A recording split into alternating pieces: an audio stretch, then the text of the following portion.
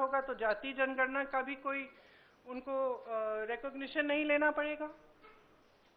तो ये साफ है कि उन्होंने सोचा चलो पारित हो जाएगा तो जीत, पारित नहीं होगा तो हम हर नेता के सामने बाकी पार्टियों को महिला विरोधी कहकर महिलाओं के मसीहा बन जाएंगे। तो आप महिला हैं, हम जानती हैं कि महिलाओं का मसीहा बनना इतना आसान नहीं है, करके दिखाना पड़ता है। एक इतिहास है, कांग्रेस पार्टी का एक इतिहास है, विपक्षी दलों का एक इतिहास है, भाजपा का इतिहास है महिलाओं के संदर्भ में, और वो इतिहास बहुत स्पष्ट है। आपके खड़े होने से सदन में उसका विपरीत कहने से कोई फर्क नहीं पड़ता। महिलाएं देख रही हैं, उन्नाव को देखा, हाथरस को देखा, ओलंपिक की खिलाड़ियों को देखा, यहीं दिल्ली में सड़क पर बैठी थी, किसने पूछा उनको? मणिपुर में महिलाओं को देखा, किसने पूछा? और आज आप संसद में खड़े होकर कह रहे हैं हम मसीहा बनना चाहते हैं महिलाओं के।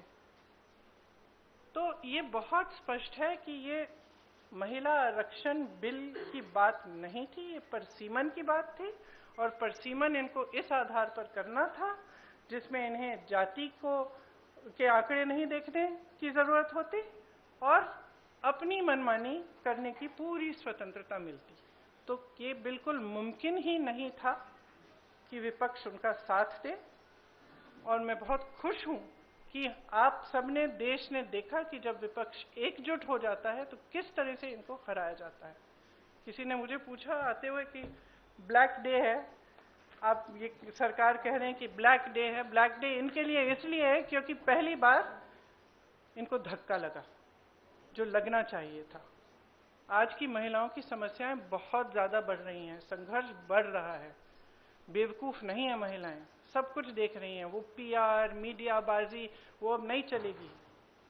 कुछ ठोस करना है तो आप 2023 में जो सर्वसहमति से जो विधेयक पास हुआ था, पारित हुआ था, सारे दलों ने उसका समर्थन किया था, उसको लाइए।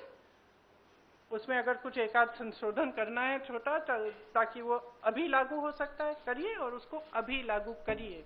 महिलाओं को हक दीजिए, अभी दीजिए, लेकिन उसको आप घुमाकर और दूसरी चीजों के साथ उसको अटैच करके आप गुमराह करने की कोशिश मत करिए। सीधी सी बात है, इसको अभी करिए, हम सब तैयार हैं। अब आप पूछिए।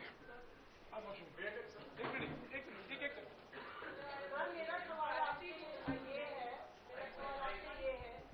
जब ये बिल गिरा उसके बाद, मेरा सवाल आपसे ये है कि जब ये बिल गिरा उसके बाद लगातार सरकार की तरफ से कहा जा रहा है कि राहुल गांधी ने फ्लोर ऑफ द हाउस में बोला कि बिल पास करना है तो मौजूदा परिस्थिति में 1 सेकंड में आप मौजूदा सीट पर पास कर दीजिए 543 पे।